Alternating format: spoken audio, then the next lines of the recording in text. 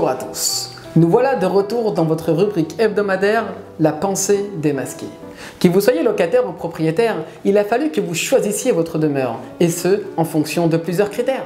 Le prix naturellement, la superficie, l'emplacement, mais également le voisinage. En effet, un bon voisinage peut apporter un confort supplémentaire qui ne se refuse pas, et dans le cas contraire, il peut parfois être incommodant. À ce propos, dans la paracha de cette semaine, Bamidbar, nous découvrons lors du campement des Juifs dans le désert l'impact qu'a pu avoir un bon voisinage et celui malheureusement d'un moins bon entourage.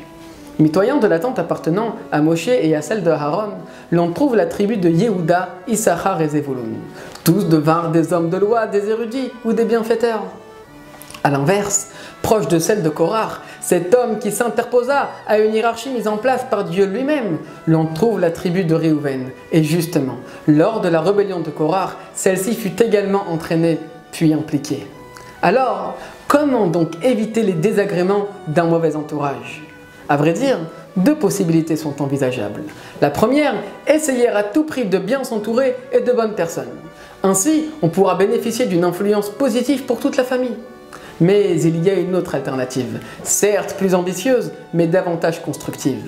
Au lieu de rechercher le milieu idéal, que diriez-vous de créer vous-même votre propre entourage, être un modèle digne de ce nom? Vous seriez ainsi à l'origine d'un environnement sain.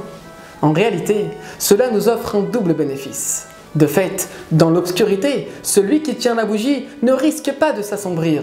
Alors, mes amis, soyons ce bon voisin, soyons-le nous-mêmes. Cela profitera à ceux qui nous entourent et à nous-mêmes.